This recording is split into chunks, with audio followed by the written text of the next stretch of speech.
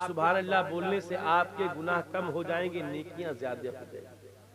अरे यही तो हाल है ना हज़रत। आज लोग लेकिन एक दूसरे को फायदा पहुंचाना नहीं चाहते। आज आदमी अपने दुख से कम दूसरे के सुख से ज्यादा परेशान है। कोई किसी को फायदा पहुंचाना ही नहीं चाहता। इसलिए तो आप नहीं बोल रहे मौलाना का फायदा हो जाएगा। अरे मेरा क्या फायदा हो जाएगा? अरे प्यारे बोलो, रब की तारीफ करो, यार आपकी नेकियां बढ़ जाएगी। आप कहो कैसे? इसलिए कि आज हर आदमी शॉर्टकट हो गया। आज हर आदमी शॉर्टकट हो गया है। और एक बात बड़ी जिम्मेदारी के साथ कहना चाहता हूँ, बात कुरान की हो रही है, तो एक पैगाम ये भी सुनते चलिए। आज हमने कुरान पढ़ना छोड़ दिया, आज कुरान की तिलावत करना छोड़ दिया। वो कुरान जिसमें हर परेशानी का ऐलान, वो कुरान जिसमें हर अंधेरे का उजाला, वो कुरान जिसमें हर बीमारी का ऐलान, वो कुरान जिसमें तमाम बुराइयों खत्म करने का फार्मूला, वो कुरान जो मुर्दा दिल को जिंदा करे, वो कुरान जिसमें जीने का सलीका, जिसमें खाने का सलीका, वो कुरान जिसमें पीने का सलीका, वो कुरान जिसमें जिंदगी गुजारने का सलीका, वो कुरान जिसकी शान सबसे अफजलो आला, वो कुरान जो सबसे बेहतरो बाला। आज उस कुरान को तो हम देखते नहीं है। हमने उस कुरान को तीजा चहलुम की किताब बना लिया कि कोई इंतकाल करेगा तभी निकालेंगे। लेकिन सुनो प्यारो, आज हम कुरान नहीं पढ़ते हैं, लेकिन एक परेशानी मुसीबत हमारे साथ, और वो क्या है? आज 99% पूरे हिंदुस्तान का दौरा करता हूँ, जहां जाता हूँ ना, एक चीज सुनने को जरूर मिल जाती है। कोई करीब आया, आने की बात का हजरत ऊपर वाला देखा तो का ऊपरों वाला देखा तो का। अब मैं बड़ा हैरानो परेशान, मैंने कहा यार ये ऊपर वाला क्या है? अरे चांद देखना है, सूरज देखना है, हवाई जहाज देखना है कि पतंग उड़ते हुए देखना है? अरे ऊपर देखना का है? अरे कहा थे जी ऊपर से मतलब यह है कि ऐसा लागत है हमका कौनो कुछ करवा दी।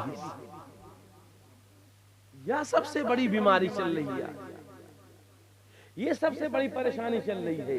अमा कोई 8 दिन परेशान, कहा लागत है जी कौनो कुछ करवाए दी, बेटा बीमार कौनो कुछ करवाए दी, घर में रोजी नहीं, कहा लगता है कोई कुछ करवाए दी।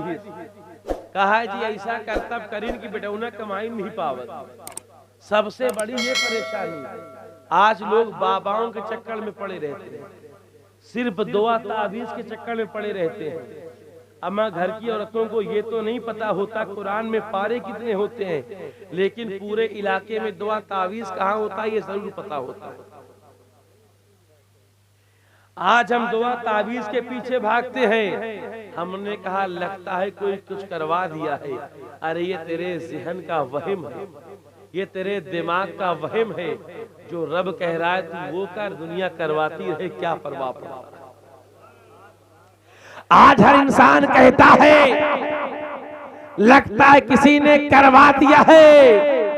सबसे आसान तरीका बताऊं, अगर तुम्हारे मन में ये ख्याल आए, अगर तुम्हारे मन में ये बात आए, अगर तुम्हारे दिमाग में ये बात आए किसी ने कुछ करवा दिया है, ए मेरी माँ बहनों तवज्जो से सुन लो, ए मेरे भाइयों तवज्जो से सुन लो। अगर तुम्हें ये लगे किसी ने कुछ करवा दिया है, किसी ने कुछ कर दिया है, तो किसी ने कुछ कर दिया है, घर में खुशहाली नहीं है, रोजी नहीं हो रही है, कमाई में बरकत नहीं हो रही है, परेशानी दूर नहीं हो रही है, तो बाबाओं के पास जाने की जरूरत नहीं है, उनके कुटिया की चक्कर लगाने की जरूरत नहीं है, उनके हाथ पांव दबाने की जरूरत नहीं है। अरे पहले एक काम कर लेना, और अगर फिर भी परेशानी दूर ना हो तो किसी बाअमल आलिम के पास जाना, किसी हाफिज के पास जाना, किसी आलिम दीन के पास दुआ करवाने जाना। अरे फर्जी बाबाओं के चक्कर में मत पड़ना। अरे तुम्हें लगे अगर किसी ने कुछ करवा दिया है तो कहीं जाने की जरूरत नहीं है, बेपर्दा टहलने की जरूरत नहीं है, कहीं दरबदर ठोकरे खाने की जरूरत नहीं है। अरे तुम्हारे घर में जो है मुसल्ला मौजूद है, अपने घर में मुसल्ला बिछा लेना, 2 रकात नमाज पढ़ लेना, और नमाज पढ़ने के बाद जो है कुरान को खोल कर जो है सूरे यासीन पढ़ लेना, और सूरे यासीन पढ़ने के बाद जो है उस रब की बारगाह में दुआ कर देना, ए मालिको मौला, ए रब्बे कायनात, ए रब्बे किरदिगार, तेरी बारगाह में सजदा करने के बाद सूरे यासीन पढ़ना मेरा काम है, मेरी मुसीबत को दूर कर देना ये तेरा। मुझे सूरे यासीन पढ़ना मेरा काम है, मेरी मुसीबत दूर कर देना तेरा काम है। जिसने जो कुछ किया होगा मौला उसे खत्म कर देगा, मौला उसे दूर कर देगा। लेकिन आज हर चीज का टाइम है, लेकिन कुरान पढ़ने का टाइम नहीं है। आज नमाज कुरान का टाइम नहीं है।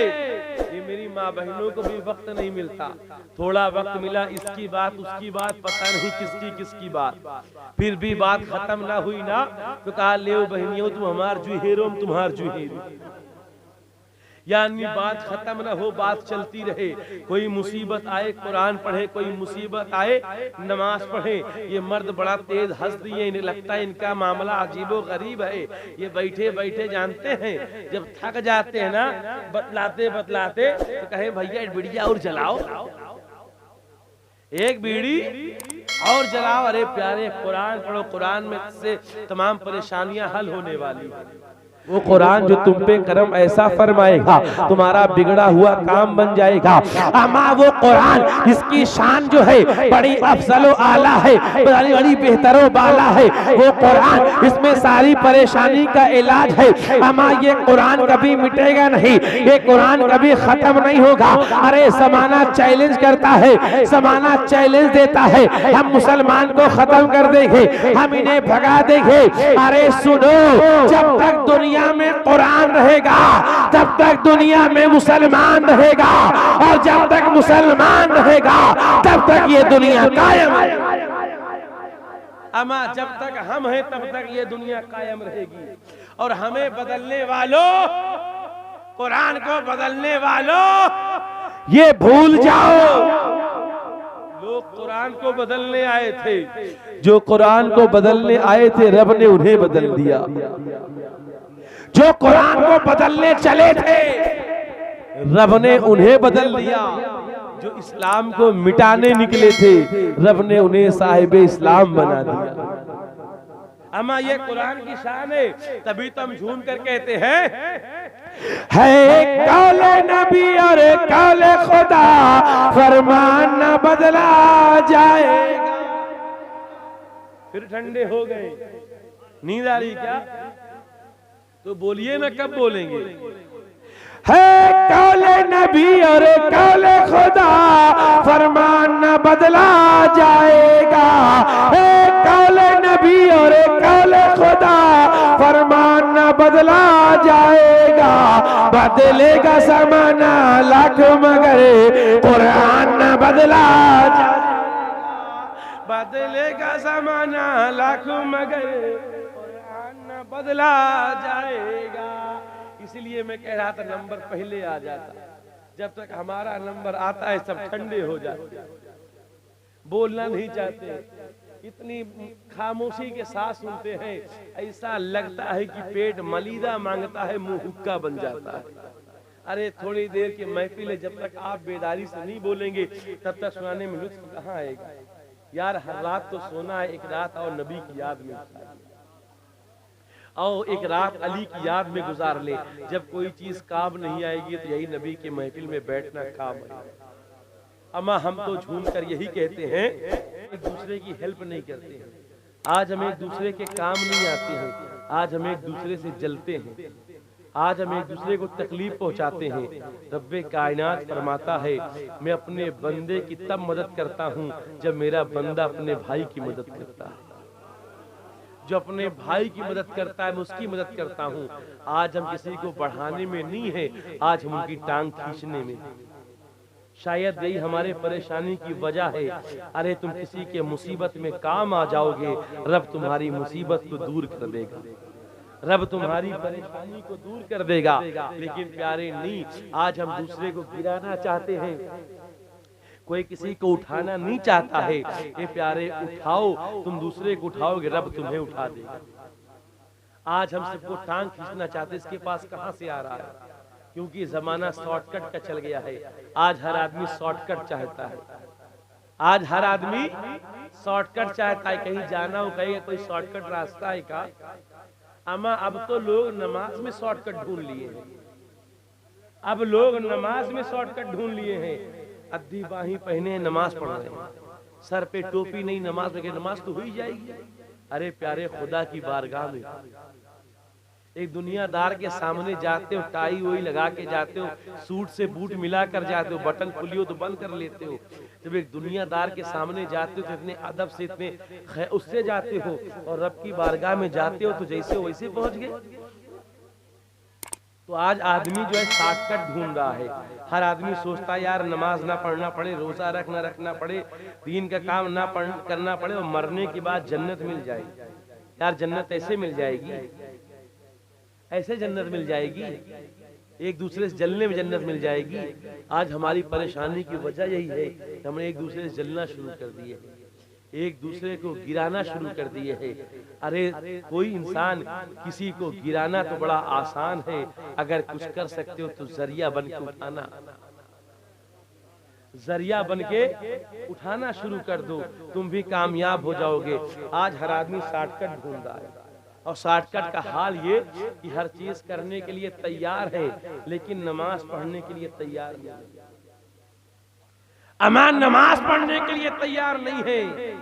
अमा गम का मौका छोड़ो, खुशी के मौके पे नमाज नहीं पढ़ती। एक मौका आता है जब नमाज पढ़ते हैं।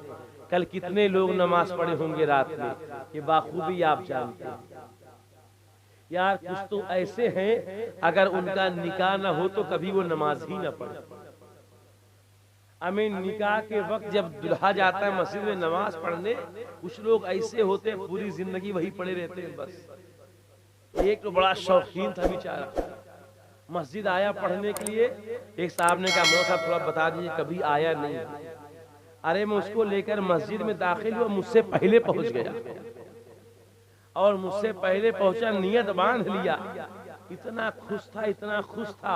आज तक हमने पढ़ा 2 सजदा होता है, हमने 2 सजदा किया, उसे देखा मारे खुशी में 3 सजदा कर बैठा। इतना खुशी था। या अल्लाह, ये कौम का हाल है प्यारे, इसे ये नहीं पता कि 2 सजदा करना है, 3 सजदा करना है। और यही मेरे कौम का नौजवान, इसे नमाज पढ़ने में शर्म आती है। कल मेरे कौम का नौजवान मस्जिद में ना मिला होगा, और यही मेरे कौम का नौजवान शादी ब्याह में ऐसा नागिन डांस करता है, ऐसा नागिन डांस नाचता है कि जितना गूंद पड़ा हो सबको लपेट लेता है। अब अगर छत पे औरतें तमाशा देखने के लिए खड़ी हो जाए तो क्या करें, नाली में कूद कूद के डांस करें, नाली में कूद कूद के डांस करें। ये मेरे अवाम का हाल हो गया, ये मेरे नौजवानों का हाल हो गया। तुम्हारी जिंदगी क्या कामयाब होगी? और वो औरतें जो नमाज पढ़ने में जो है शर्म आती है, नमाज से दूर भागती हैं, वो भी छत पे खड़ी होकर तमाशा देखती। क्या हाल हो गया? हमारी परेशानी का मामला यही तो है कि हम कुरान और शरीयत से दूर हो गए, एक दूसरे से जलने लगे हैं। खेल तमाशे में तो आ जाते हैं, दीन के काम में नहीं आते।